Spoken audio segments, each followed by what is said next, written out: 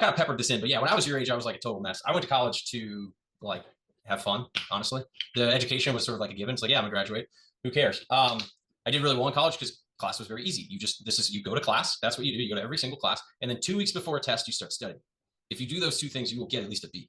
You might get all A's. I got all A's doing that. So that's the secret, to do that. Don't skip class. You're paying for it. I don't understand why you don't go. So yeah, but it's just, and a lot of people, the most successful people usually are like total shitheads as kids. A lot of them were. So if you haven't figured it out yet, that's great. You will, and you'll learn from those things. It's better to make mistakes earlier rather than later. Like getting laid off when you're 25 is much easier to deal with than getting laid off at 45. And the same thing, if you haven't had a career failure till your 40s, that career failure is going to knock you off your feet. So you just got to be, got to look ahead if you can. So does anyone know what this number is? What this is? 168. You can put it in the chat. Damn, the first one. How do you? I've asked numerous groups of college students this, and they didn't know it. Wow. Hanson, Wen, you got it, dude. You crushed it. First one, and you're right on. Yeah, this is the number of hours a week. 7 times 24, 168. Now you take 8 hours of sleep, and you got like, what's that, 100 something? So you really have like 100-ish waking hours, or 120. I don't blink on that, but that's where like the 100-hour work week seems kind of nuts because it's like a lot of time. 112. Thank you for the math. This is total attention to detail. That's my problem. 112. So like if you're working a 100-hour week, you have only 12 hours of time to do anything else. And that seems just, usually in those weeks you're not sleeping that much, but let's get to that. But this is the one thing that everybody has that's the exact same, which is the number of hours in a week. This is your like most valuable currency. Spending this hour with me, you could have went and mowed a lawn and made some money, or I don't know, done something. I could have done the same thing too, right? I have an opportunity cost. That's how you got to treat your time. And as a college student, you have a lot of time. You have more time right now than you will ever have in your entire life that doesn't have demands of sorts, or you have to go make money. Use that. Like, this is the perfect time to explore stuff. You don't need to go launch a startup, create an LLC. Don't do any of that, but go research stuff. Go look into it. Go talk to people. Like, apply for internships like this. Like, this is the kind of thing that you want to do. And if you think about it like that, and basically you're selling your time to people in everything you do, whether it's school, and what return are you getting for that? Like, that's a really good framework to think about in life. So move on. 168. This is the other thing. I love this picture. I get made fun of this, but a ship at harbor is safe, doing the safe path, doing everything. But that's not what ships are made for. You're supposed to be in the rocky seas. You're supposed to fail. If you're never failing, you're not trying hard enough, right? Like, we say this in budgets. Like, if I make a budget that a business unit hits, like, that's a bad budget. They should miss it every time because we're stretching them, we're pushing them. So yeah, go out there. You got to take risks. But it's the right risk at the right time. And once as I talked with another founder today, it's like, you got to be able to stomach the risk. If you start a company, you got to be able 3 years later, if you fail, to get back on your feet. You can't be like getting foreclosed on in your house and your wife hates you. Can't do that, right? So it's about timing in a lot of cases. I would say all jobs are really a combination of sales and service in some sort. Many of the jobs you guys are talking about, even private equity, is largely a service job, especially at the lower levels. You're in service, putting a goal to something else. The LPs. I think it's much easier to get good at service because you're just kind of following what you need to do. The sales part is hard. Sales is much harder, and usually at the high end of all service careers, you have to do sales. Like, if you're a consultant, you work your way up doing project work, but then eventually you have to go sell to different clients. So that's where the sales, and that's where people fall off. They don't like the sales. They don't like, but let me tell you, you'll be selling yourself every day of your life, for every job, for everything. So I don't care if you don't like sales, you're going to have to figure it out because it's just part of life. And if you can figure out both really well, I can guarantee you'll have a good career. Yeah, this one's no secret, but like, your first job is not about money. It's not about title. It's not about anything else other than learning. You're investing in yourself in that first job. Most first jobs are not the job you die in. That rarely happens. So it doesn't matter what you do. There's always pivots. There's always ways to spin. So don't worry about necessarily what first job. You need a first job, but you can get wherever you want to go if you put in the time and effort and generally have some skill and some luck. So don't count yourself out. I won't drain this, but this is kind of how I see probably most of y'all landing in careers. It's probably within professional services or an operating company. Within this framework, I started an operating company. FP&A is a service job within operating. It's very similar to professional services. I think the thing here is, like, there's lots of places to go. And if you want to think about optionality, because like, if you go be an investment manager, that might put you in the investment world, and you may not leave that world. Nothing wrong with that, but it probably may not put you in the operating company world. Now, if you work in an operating company, it's going to be hard to maybe be a private wealth manager later or something. There's just trade-offs. So, all right, now let's get to the real interesting stuff. What is private equity? I don't know. Private equity means a lot of things. It's meaning more things. It's generally buying a business and using debt to buy it. Is really the broadest definition of it. you're seeing it now. You can do the private equity process on really any size of business. It doesn't matter how small. If it has cash flow, you could lever it to buy it. So I don't. It's really not as interesting as you think it is. I will say that's kind of the secret. But I'm happy to share more on it and give you more throughout the internship, whatnot. But you get money from pension funds, so that the people behind a PE firm are very strong. Like you're helping firefighters and like policemen and like really good blue collar people who have a pension fund, or CalPERS or whatever. So like there's actually like a noble mission of private equity, as bad as like the sort of techniques can be at times. Like when they make money, like the fireman has gets his pension. So but yeah, they use debt to buy the businesses, so they put in a sliver of equity. I'm not going to get into that too much, but that's kind of the piece of it. And they buy a bunch of businesses, so they have portfolios. So there's a little bit of risk management.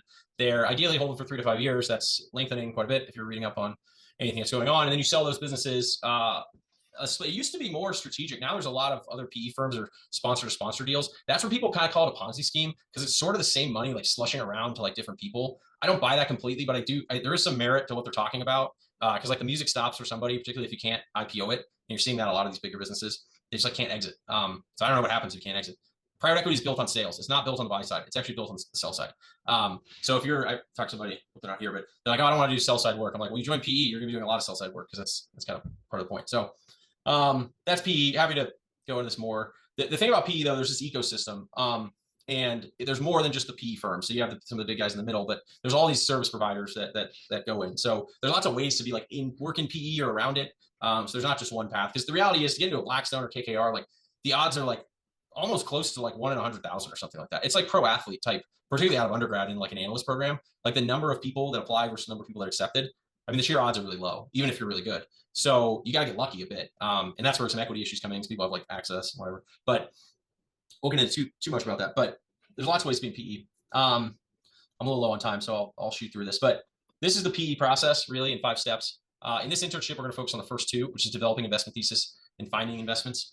I think developing investment themes is like the most interesting part of private equity in general, because it's making a point of view and then building evidence around that and then going and executing on it. Finding investments, for me, that actually is less fun. But it's still cool to like talk to people and whatnot. In this process, when I was at Charles Mink, did the value creation element. So like I didn't really buy the companies, didn't really sell them, but we were working on projects to try to make them in greater value over time. So I'll go through this. This is about PE ops. We don't really have time. But yeah, Bain Capital basically started PE ops, and they had this idea of like put Bain principles into PE-backed companies, and it worked really well. And then basically everybody's copied it. And this guy in the middle, he started KKR Capstone, which is a big PE ops like shop. Overall, he left Bain, I think, to do that. We don't have time for this. I would say I'll put these up so you can see them. Like if you really want to work in consulting, like you got to be really interested in business. If you don't, and business isn't that fun, you're going to hate it. You should also learn how to case, but like casing isn't that hard. It's more, how do you be human in casing? Because it's very easy to get the frameworks and all the stuff you can learn. You got to be very human, because that's what they're like, can I sit for 16 hours in a conference room with this person? And I say that because you will sit in this conference room for 16 hours with that person. So if they don't like you, it's going to be a bad day. And then you do that for weeks and months. It is a great job. Just kidding. You learn a lot in those 16 hours. So that's the benefit. Remember, you want learning in your first job. And then, yeah, be broadly likable. But that's just in general. Just be nice to people. Just be a happy person. Be optimistic. Don't be Debbie Downer. All right. This is my top career advice over the years. Again, 168 hours. We all have it. You make trade-offs. You take risks. Just take the right ones. Don't regret too much if you can. 3 factors on how you spend that time: mood, activity, and productivity. Mood is like how you're feeling. Like, are you happy or sad? That impacts a lot. The activity is like what you're doing and what you're choosing to spend your time on. Because again, everybody has the same amount of time. So you don't not have time for something. You just don't have priority for that thing. The third one is productivity. So like how fast you do something and how quickly, and the trade-offs there. Then lastly, it's these 3 C's. These are like the real bane of everyone's existence. Comparison. That's a real tricky one. You can always feel bad about yourself if you compare. Even me, I can compare to somebody my same age who's doing way better than I am. I'm gonna feel bad. I just don't do that anymore. You got to run your own race. Then consumption. This one sounds funny, but like these are the 3 things: consuming money, over-consuming food, and over-consuming mind-altering substances will derail everyone. And you see that all over with some big societal problems. From that, manage those 3. Keep your burn rate low. Don't spend much. Spending money sucks. You should not spend. The lower amount of money you can spend, the better, because you never will go down in your lifestyle. You always go up. And confidence. You got to have it, but it's usually pretty blind, and usually there's nothing behind it, but that's okay. Just keep going. You'll build it. All right. Everybody feels like insecure and terrible on the inside. We just don't tell each other. Yeah. So now the KFA internship, and we'll go for questions for most of this. So yeah, pretty simple here. I'm a simple guy, if you haven't figured that out. I like simplicity. I don't like overcomplicating stuff. We got 2 goals here, and how we get there, I don't really care, but we're going to succeed on these 2 things. The first one is find good businesses to buy. And this is primarily in the St. Louis area or Missouri or Midwest, sort of local that I could drive to, we could go to, I could go to run them. And really mapping the market, a lot of work around that. I said this on LinkedIn, but we'll have the teams for this 8-person track.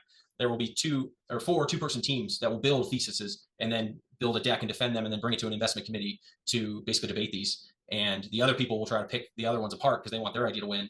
And I will adjudicate the whole thing. This is exactly how most PE firms in the middle market run. You have an investment committee every Monday. People are bringing ideas, MDs, senior associates, VPs, and basically they're getting beat up and torn up. And I saw so many deals just get ripped to shreds. Ones people stayed up literally a whole week for, an all-nighter on Sunday to get it up Sunday. It's dead by Monday at 2 p.m.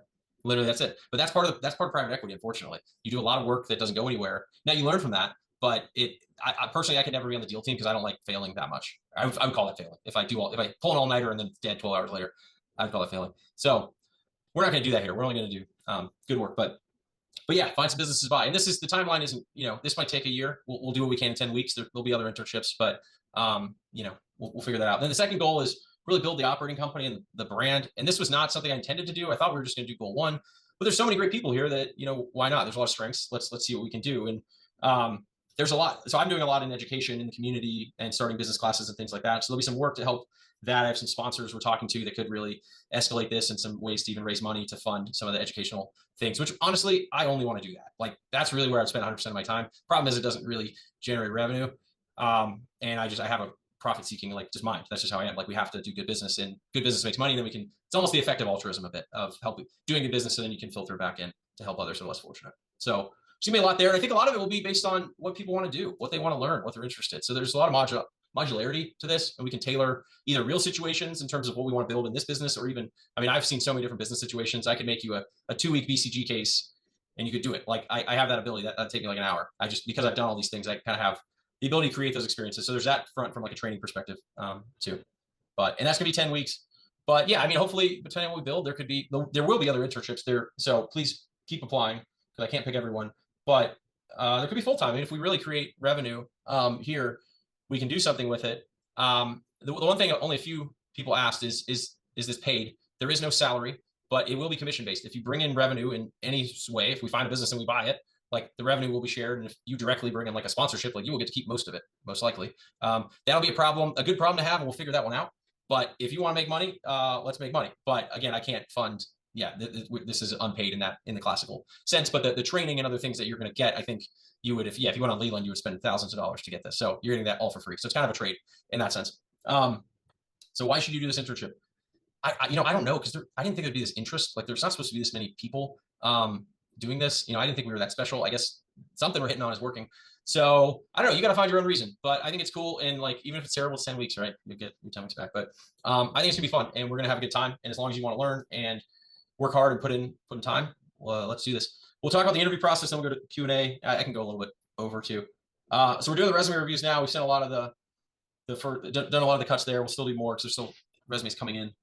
As crazy as that is.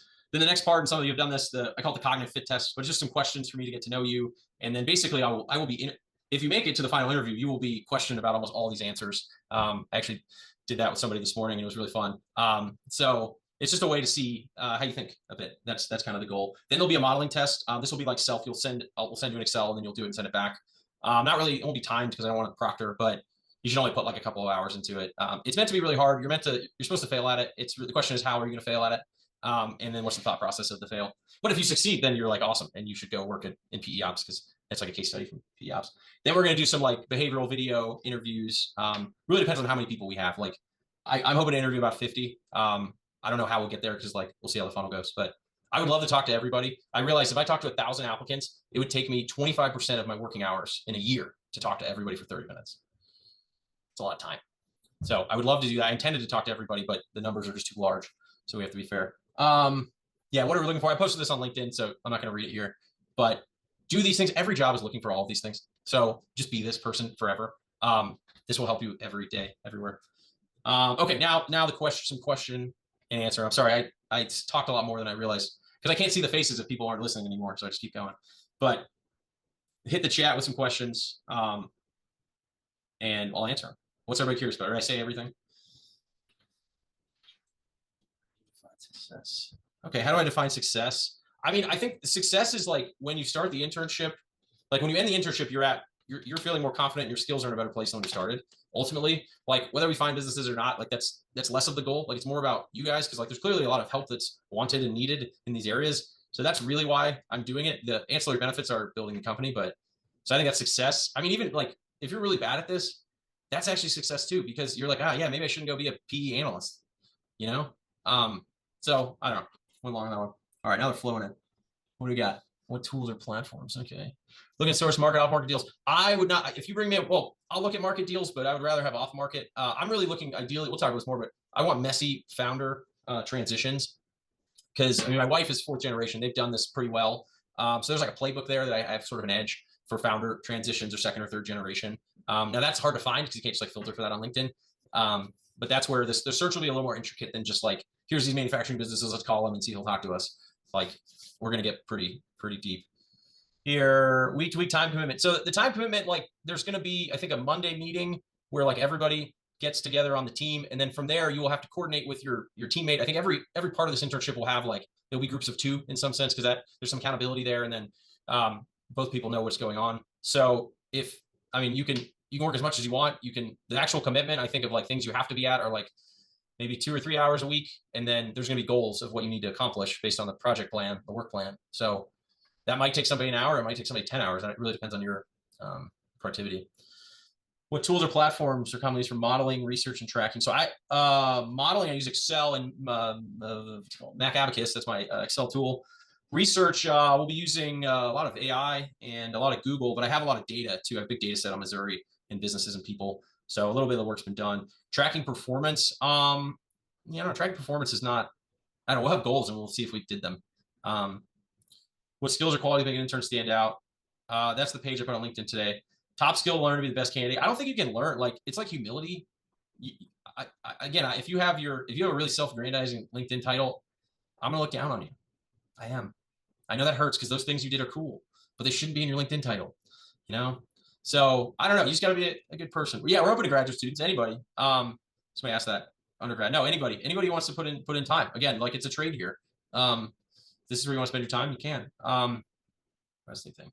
How will you be raising capital? That's actually a good question. So the way traditional private equity works, you go raise a fund, and I get $2 billion of commitments, and that's all it is. It's commitments. They don't give you any of the money. You do a capital call when you have a deal you want to buy. And then you also you get some fees and get a little bit of money to like operate the firm. Today, though, there's a lot of these what's called independent sponsor or evergreen type funds. And what they say is that like, I don't need capital before I have a deal. So I'm not going to waste my time on fundraising. I'm going to go find deals. And then from the deals, then I'm going to find the capital. And that's the approach we're going to take right now, because I don't have any startup costs. I have no need for fees or anything, because I can fund it all out of my own sort of personal cash flow. And so we will raise money as we need to, but not before. And frankly, if I could buy a deal without raising money, I'd do it, because I'll have more control. I'll have better economics. So I'm raising capital. It will be deal by deal, but I'd like to avoid it as long as possible. Make strong analysts. We kind of said that. Technical skills you'll gain. Excel, PowerPoint. What I'm going to do, like, you're going to bring a deck to the investment committee, and like I'm going to tear it apart. I'm going to be nice, but like I'm going to give you the treatment that I saw these MDs give people, which is very analytical and intellectual, but like it literally will rip your thinking apart. And that will be helpful for you because this doesn't matter as much as like you go to a big job and you get ripped apart. The number of times, I think in every job, every single job I've had, someone has screamed at me. Is that crazy? Actually that is true. Yeah. Somebody screamed at me. I was never ready for that. Like the first time, I literally went crying. Like it was terrible. Now I'm not going to yell at you, but you have to know how to handle those stressful situations. And having that in like a safer environment, I think will be pretty helpful. Because people are just like jerks. Kind of. I don't know. Maybe I've had a bad run here. Found some of the bad ones. I've worked with a lot of good. I'm not to shade on everybody. I've worked with a lot of amazing people, but some bad apples. Okay, now there's like too many questions to answer. How will track placements be determined? We're gonna figure that out at the end. It'll kind of be like a big pool of. I think it'll be like the 24 selected, and then we'll figure out from there. I'm not gonna do interviews for specific tracks. As a contrarian, what's your biggest hot take? My biggest hot take is that AI is not going to lead to job loss whatsoever. It's going to lead to actually a boom in jobs, because there is a lot of work, a lot of data analyst work that is needed to make AI even better, to classify and organize data. And hardly anybody sees that yet. That type of job is going to revolutionize white collar work, because if anybody can do this to like understand and organize data for companies for AI models. That's my hot take. No one really follows me on that one yet, but I believe that's going to happen. So if I were leading, oh, this is too big of a question. Sorry, Sophia, I don't know how to answer this. Do you guys only want rising juniors? No, we don't take any age. What we're looking for is people who, it's a mix. Like I want some real killers who are like amazing, have really great backgrounds. And I want people they can teach too. Like we're going to have a mix. Like it's not going to be, not that the best of the best. It's like I want the best stories and the best people who are willing to work hard, you know, for the right reasons. Like it's the kind of thing. Like, so if you didn't go to the best school or have all the internships, like that doesn't, you're not out of the game. If anything, I might like you a little more because that's where I was overall. So, all right. Well, I'm getting another. I'm gonna have to go because there's way too many. There's way too many questions. Oh my gosh, this is crazy. I literally have a sheet of questions next to me because I thought no one was going to ask them from ChatGPT, and I was like, I'm going to seed them and act like people were asking questions. So thank you for being here. I hope to connect with you digitally at some point with everyone. Thank you for participating in this process, and really excited about the future. And let's keep in touch. Let's make something great. There's a spot for everyone anywhere. We'll figure other things out. I kind of want to make a 1,000-person company, but people are telling me it's a bad idea. I don't know. But all right, I will see you all. Have a good one.